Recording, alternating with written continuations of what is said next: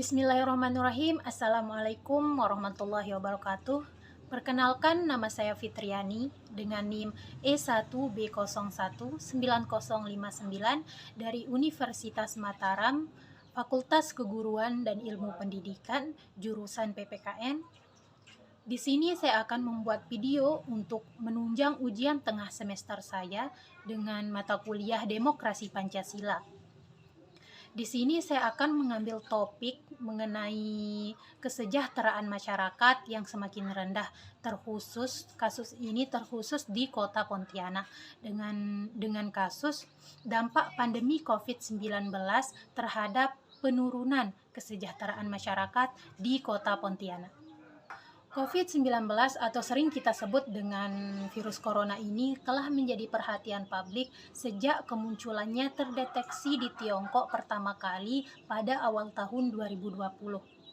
Meninggalnya ribuan jiwa akibat COVID-19 ini membuatnya menjadi pusat perhatian banyak negara, termasuk di Indonesia.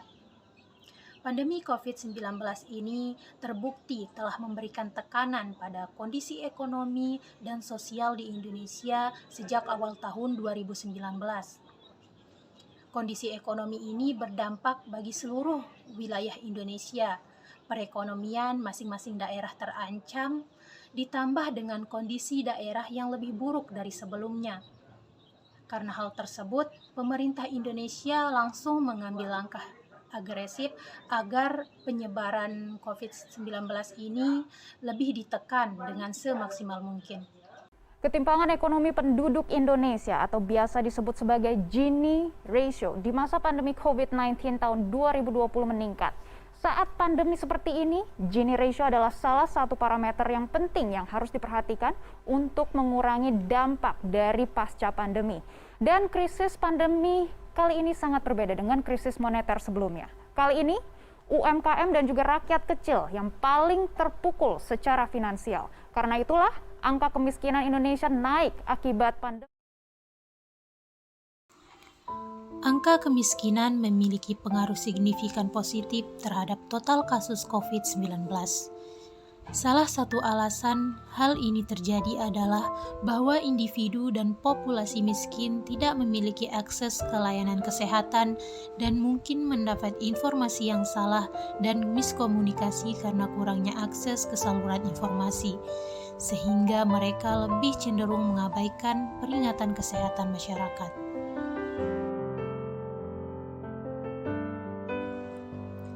Selama periode 2014 hingga 2019, jumlah penduduk miskin Kota Pontianak berfluktuasi dari sebesar 30,93 ribu jiwa pada tahun 2014, meningkat selama 2 tahun berturut-turut hingga di tahun 2016 jumlah penduduk miskin tercatat sebanyak 34,11 ribu jiwa.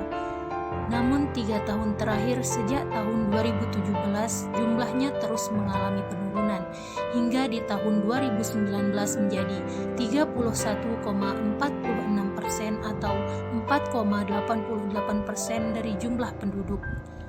Atau dapat dikatakan juga bahwa terdapat 4,88% penduduk Kota Pontianak yang hidup di bawah garis kemiskinan. Penduduk dengan nilai pengeluaran di bawah garis kemiskinan akan dikategorikan sebagai penduduk miskin. Sebaliknya, penduduk dengan jumlah pengeluaran yang lebih besar dari nilai garis kemiskinan dikategorikan sebagai bukan penduduk miskin. Garis kemiskinan Kota Pontianak pada tahun 2014 tercatat Rp369,79 per kapita per bulan. Angka tersebut menunjukkan bahwa seseorang di Kota Pontianak akan dikategorikan sebagai penduduk miskin jika total pengeluaran untuk konsumsi makanan dan non-makanan setiap bulannya kurang dari Rp369,79. Garis kemiskinan pada tahun 2015 mencapai Rp403,905 per kapita per bulan dan terus mengalami peningkatan untuk tahun selanjutnya. pada tahun 2019, garis kemiskinan tercatat Rp523,726 per kapita per bulan. Secara rata-rata, laju peningkatan garis kemiskinan selama tahun 2014 sampai dengan 2019 adalah sebesar 7% per tahun.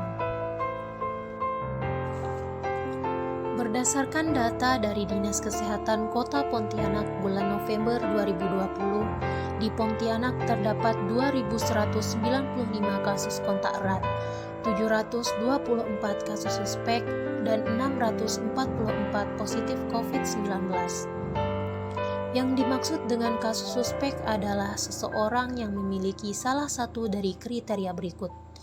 Yang pertama, orang dengan infeksi saluran pernapasan akut atau ISPA, dan pada 14 hari terakhir sebelum timbul gejala memiliki riwayat perjalanan atau tinggal di negara atau wilayah Indonesia yang melaporkan transmisi lokal.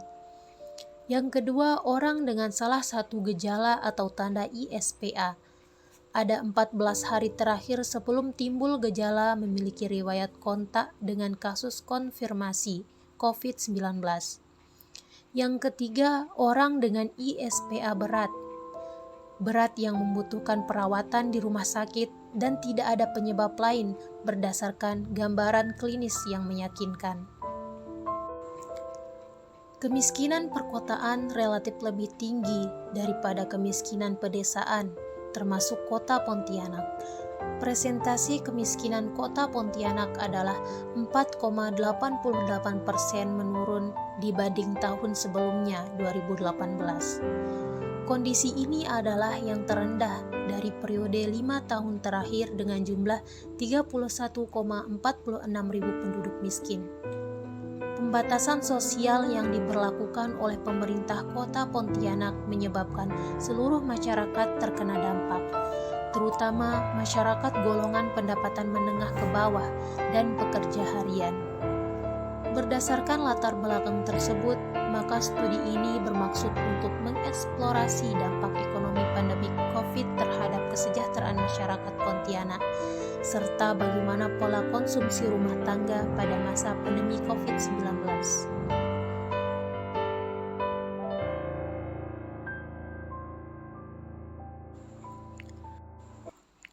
Solusi untuk kasus dampak pandemi COVID-19 terhadap penurunan kesejahteraan masyarakat Kota Pontianak menurut saya yaitu: